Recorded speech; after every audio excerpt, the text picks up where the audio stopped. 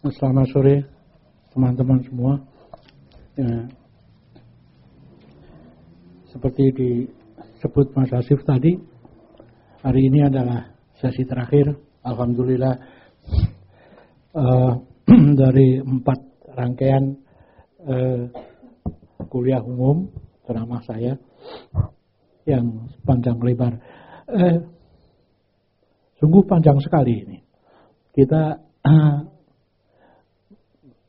saya kira merasa bersyukur bahwa dalam waktu yang 4 kali tatap muka kita bisa membicarakan suatu periode sejarah musik di Eropa dan di dunia, kemudian sepanjang 400 tahun. Itu kalau Anda mempelajari ini di perguruan tinggi atau Anda butuh 6 semester untuk itu, dan belum tentu tahu. Tapi itu artinya kita sudah melakukan suatu diskusi yang tatap muka yang sangat intensif sekali, dan saya sungguh sangat merasa senang dengan kesempatan ini. Hari ini adalah episode terakhir dari pertemuan kita, dan saya akan, selamat siang Mas Nirwan, membicarakan ada 2 topik ya. Yang pertama adalah tentang periode musik yang saya sebut musik masa kini. Kemudian kalau sampai saat ini kita membicarakan musik barat, terus kita harus menyempatkan waktu untuk juga menengok apa yang kita lakukan di sini gitu. Oleh karena itu di dalam topik tema kuliah saya ini, di bawahnya saya beri kapitel kecil di mana kita berada gitu. Jadi antara klasik dan kontemporer, di mana kita berada. Jadi itu sebetulnya pertanyaan yang penting yang kita harus menjawabnya ya. Nanti kita akan coba sedikit membahas tentang itu sebetulnya dalam konteks perkembangan sejarah musik dunia, kita itu berada di mana gitu. Nah, yang pertama dulu mengenai musik masa kini. Saya tidak menggunakan terminologi musik abad 20 atau terminologi kontemporer. Karena terminologi seperti itu saya anggap dubius, agak membingungkan dan terlalu umum, terlalu luas. Pertama tentang kontemporer dulu. Kalau di barat sana, barangkali orang langsung mengerti apa yang dimaksud kontemporer itu. Jadi orang Inggris bilang contemporary music, orang langsung tahu. Yang dimaksud tentu bukan musik populer atau musik klasik atau musik apa gitu. Orang Jerman juga mengatakan Zeitgenössische Musik. Itu sudah tahu tuh, yang dimaksud adalah ini gitu.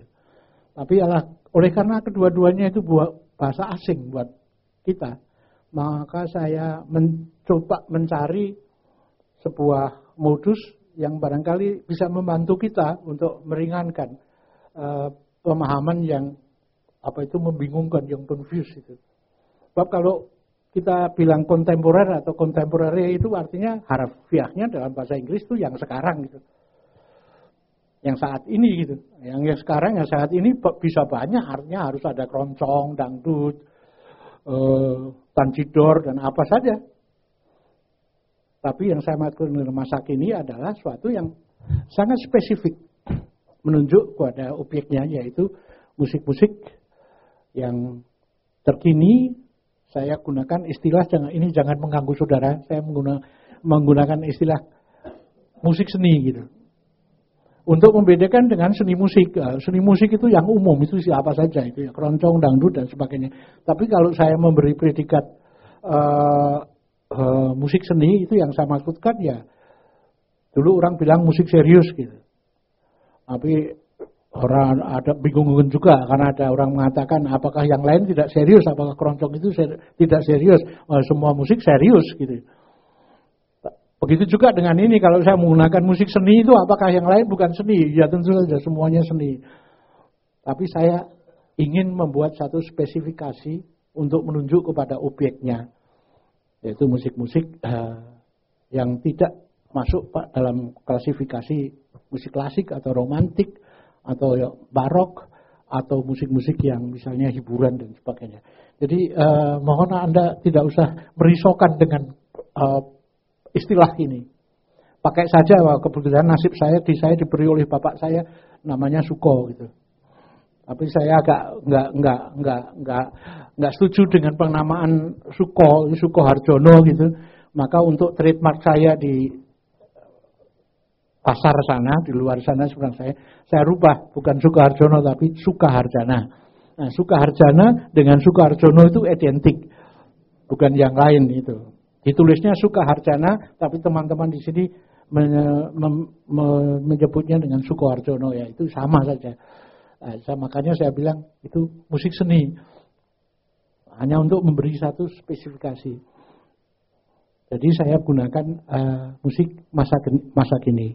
Saya juga tidak menggunakan musik abad 20 karena terlalu ini, terlalu terlalu general, terlalu umum. Dan ada alasan yang lebih spesifik gitu. Kalau sebelum musik abad 20 kita sudah membicarakannya, musik abad ke-19 dan musik abad ke-18 dengan klasifikasi barok, klasik, romantik dan sebagainya. Itu konsentrasi kita, fokus kita tertuju kepada Eropa. Barok itu bukan musiknya orang Eropa walaupun orang Amerika walaupun di sana orang memainkannya. Tetapi sumber aslinya, resourcesnya itu Eropa. Begitu juga romantik sebetulnya. Kecuali romantik akhir itu mulai Amerika juga ikut di situ. Tapi kalau kita bicara musik abad 20, nah itu sudah konsentrasinya bukan Eropa lagi. Itu sudah menyebar sampai seluruh dunia. Jadi nggak bisa dicakup dengan suatu dirangkum dalam suatu pengertian yang bersifat umum. Seperti saya tulis di situ meminjam istilahnya Begerot dan Goethe. Di situ saya tulis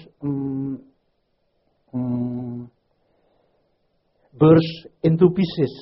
Jadi perkembangan musik dunia meminjam istilah Begerot dalam sejarah perkembangan jazz mulai tahun 60-an. Itu jazz mulai tahun 60-an itu bercerai-berai, burst into pieces.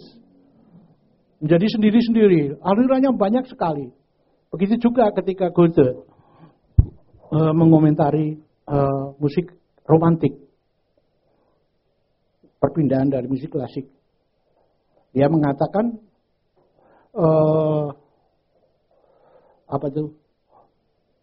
falling to dust into its elements.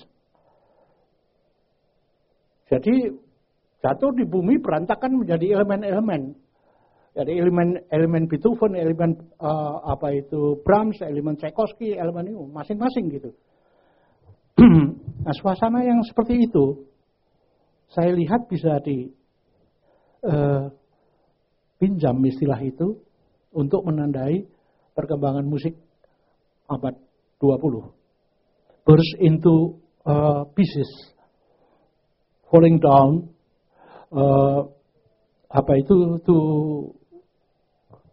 to dust into its elements. Jadi sekarang itu kita nggak bisa bicara Eropa atau apa itu. Di Eropa pun musik-musik di Eropa berbeda-beda perkembangannya di dalam musik abad 20, dalam musik kontemporer. Amerika apalagi di sana. Dan kemudian juga kalau melihat di luar dunia barat, artinya di Asia, Afrika dan sebagainya, wah itu sudah kadang-kadang satu sama lain tidak berkaitan. Tercerai-berai masing-masing. Jadi saya katakan di situ itu tergantung dari faktor demografinya dan faktor wilayahnya, wilayah mana gitu. wilayah Asia